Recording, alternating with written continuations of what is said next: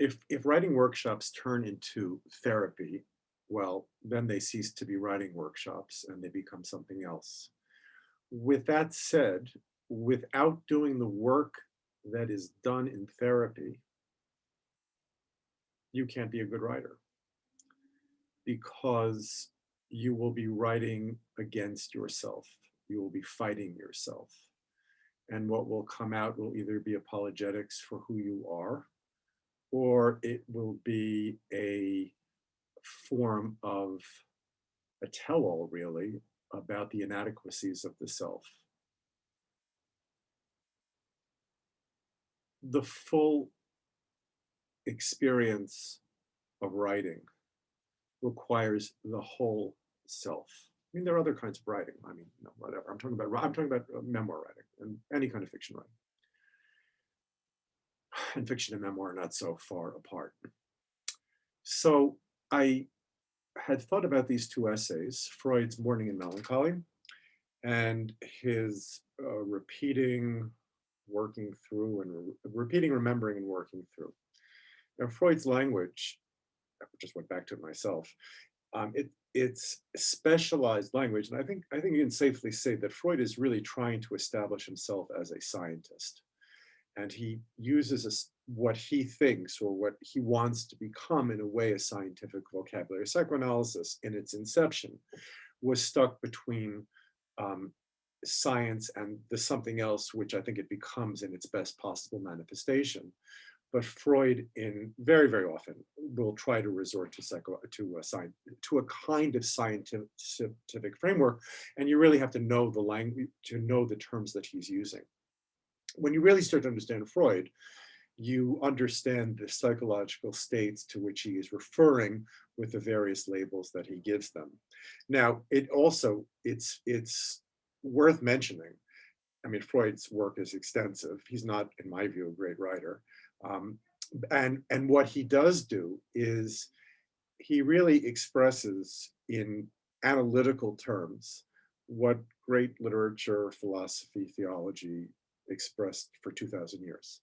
Freud doesn't really invent anything. He's a very, very good reader of ancient texts. He quotes them every now and then, of course, Oedipus and Hamlet. And we tend to misread Freud on the basis of the most vulgar possible readings of Freud, which is something you should try to avoid doing. If you read good contemporary readers of Freud, then you get a better sense of who Freud is. The two that I like the most are Jonathan Lear, who was a classicist, and then he turned into a Freudian, just a fascinating guy.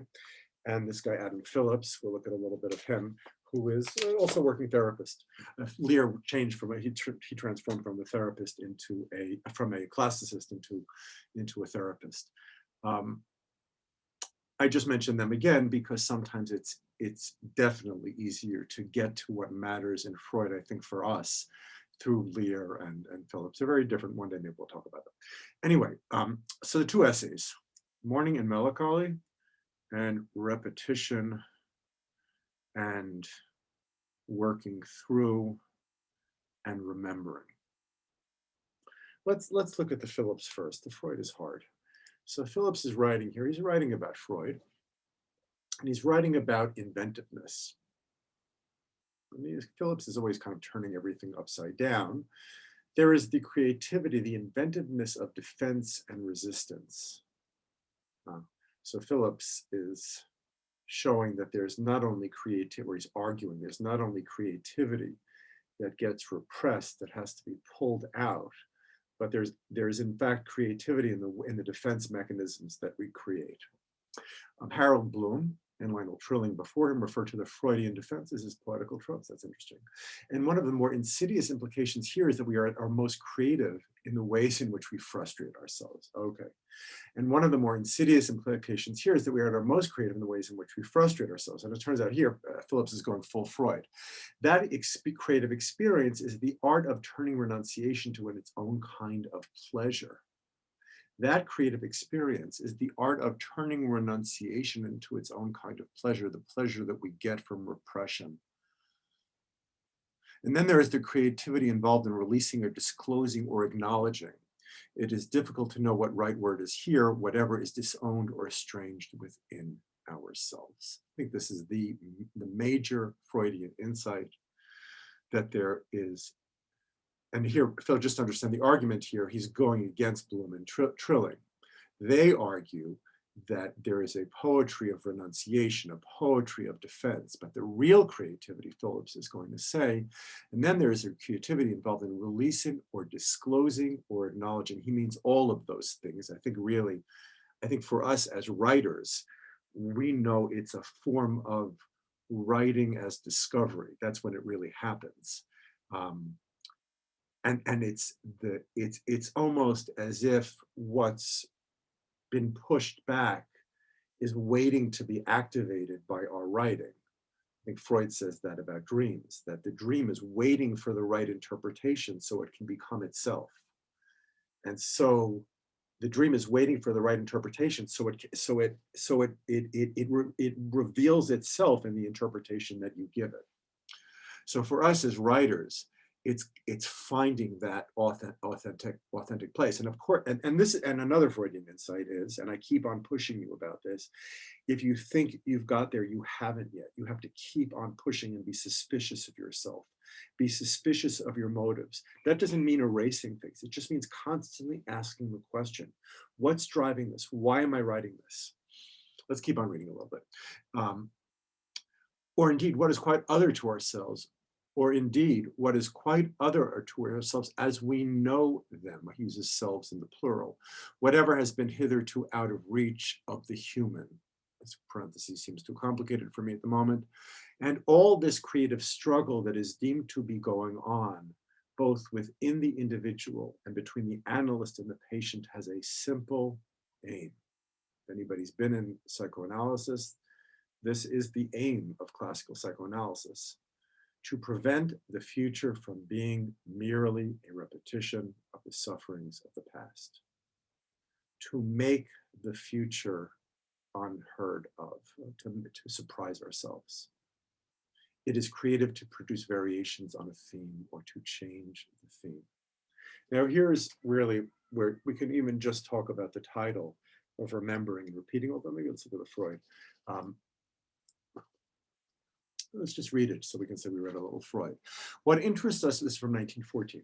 What interests us most of all is naturally the relation of this compulsion to repeat to the transference and to resistance. So here's Freud being kind of, he's using the terminology of psychoanalysis, which of course he's inventing as he's writing. Does everyone know what transference is? Transference is what will almost always happen in an analytical process, as that the analyst becomes I mean, Freud would call it a love object, but he will slot into the position eventually of the people who are very important to you in your lives. And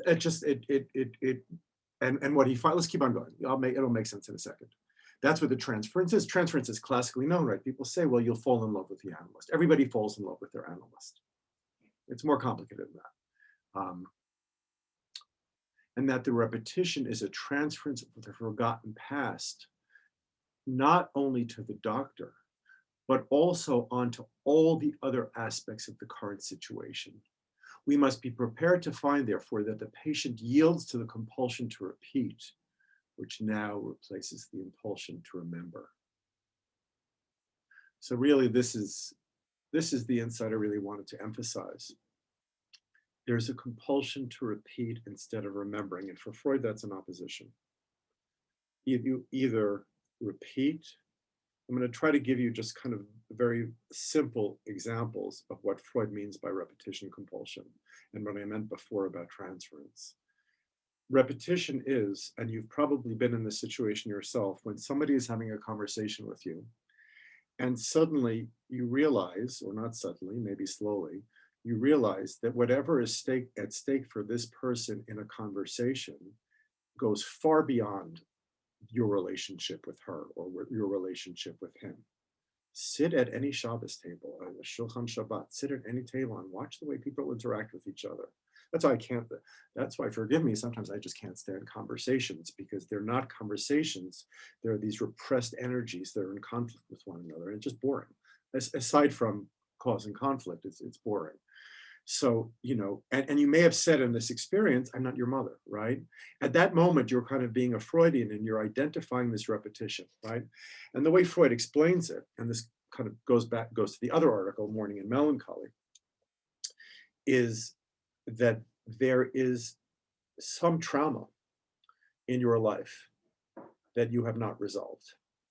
And that's the reason you have to keep on playing it out over and over and over and over again. You have the same conversation with your mother, and the worst part about it is you're having that conversation not with everybody, not with your mother, but everybody. That's why Freud says here that the transference on the doctor is whatever your defense mechanisms are in the psychoanalytic situation, they will manifest themselves in psychoanalysis, and that the Freudian hope is that once somebody becomes aware of the defense mechanisms, that transference is not something like, oh, it's too bad we have it. That is the basis of analysis, that you see, you become conscious at some point, and it only is meaningful if the person herself becomes conscious, because if it's pushed on her or him, it will not register. And that's why analysis takes a long time. And a good analyst can't say, see what you're doing,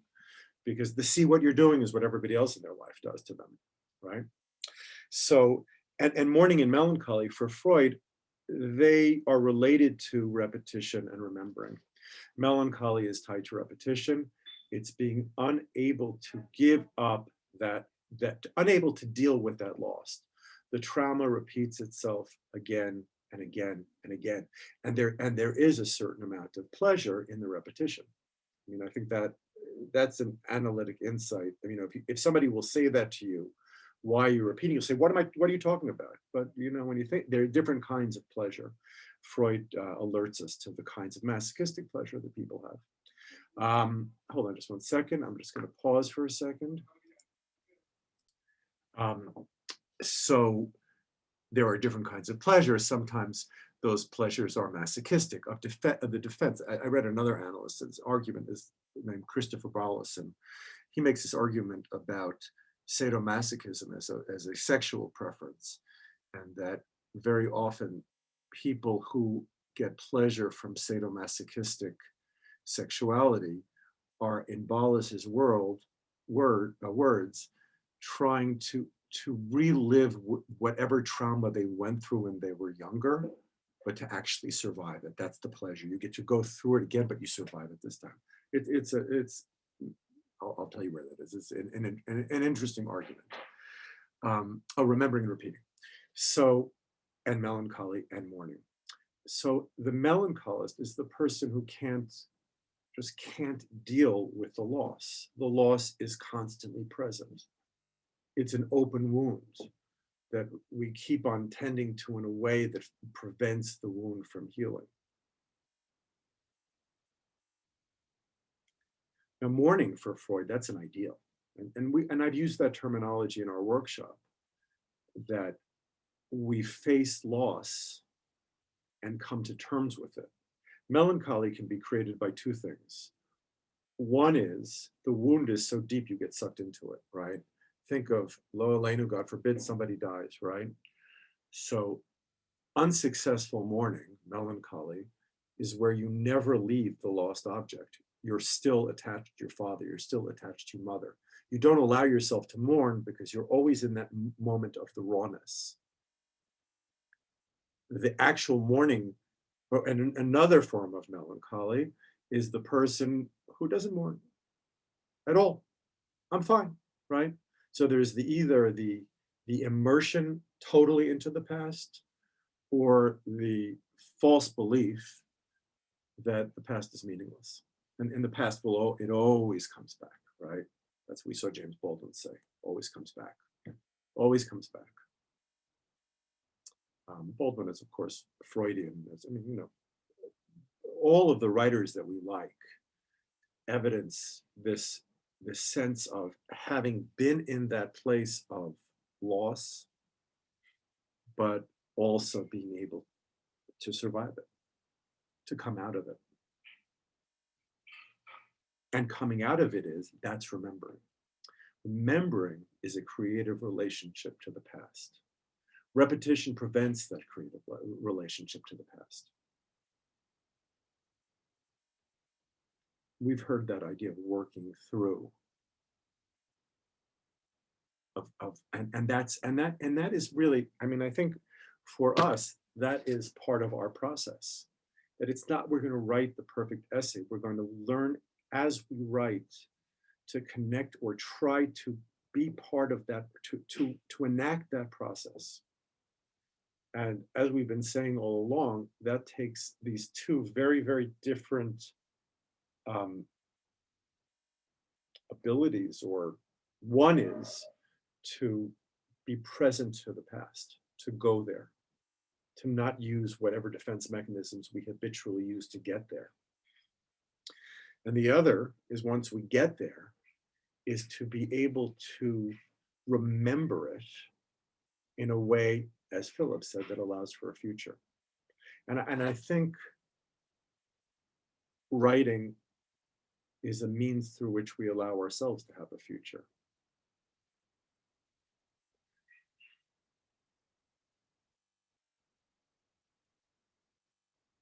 All right, let's just read a little bit more of the Freud here and then we'll end. But if, here on the bottom, that if as the analysis proceeds, the transference becomes hostile, you hate your analyst, or unduly intense, and therefore need of repression, remembering it once gives way to acting out, right? So that's, Freud is alluding to the analytic situation where the analyst is part of that relationship. That is the Freudian term of countertransference. And analysis depends upon both of these things. But here Freud says, sometimes it just becomes too raw. It becomes something that can't be looked at from a distance. I almost said objectively. It can't be looked at from a distance because you're so involved in it. It's just become another bad version of the repetition you're trying to avoid. And therefore it just turns into acting out. From then onwards, the resistances determine the sequence of the material, which is to be repeated. And here Freud is saying that's when you can't remember, when you are in a state of resistance because the memories are very painful, because you can't bring them to the fore. You can't bring them fully to the fore, or you've remembered them in such a way, which this often happens as well. Freud calls them screen memories. You remember them in such a way that you're only seeing like the photograph, and there's so much more behind it. And something has to happen. Free association for Freud, right? And free association, in a way, that's part of what we do as writers, right? We go. That's what the prompt is based upon, that Freudian idea of free association. Why? Because your brain will short circuit in a way that will get past your resistances. Freud says dreams do that. Freud says jokes do that. Freud says misspeakings will do that, right? A Freudian slip, right? What's the Freudian slip based upon? Somehow the psychic repression, or the voices that are repressed, they come out. And what we do in writing is to try to get to those places. So we can't expect to write. Adelaide asked if we can, is it a perfect essay? Well, not for us, right? We're learning how to write, and that's so much it's so much process. And I think also that's why workshopping essays is not only important for the writer, but also for us as readers to participate in that process of discovering and uncovering, finding places as we do when we say, I want to know more about this character. What about his mother? What about this experience? As readers, what we're doing then, we're being Freudians. And it's like there's like this little Steph had in his essay that plant with a weird name, right? And you're just like, oh, there's something there. This is the millefeuille of Steph's work. It's waiting to be read. And that's what we help in that detective work. So Freud can help us make us be better writers.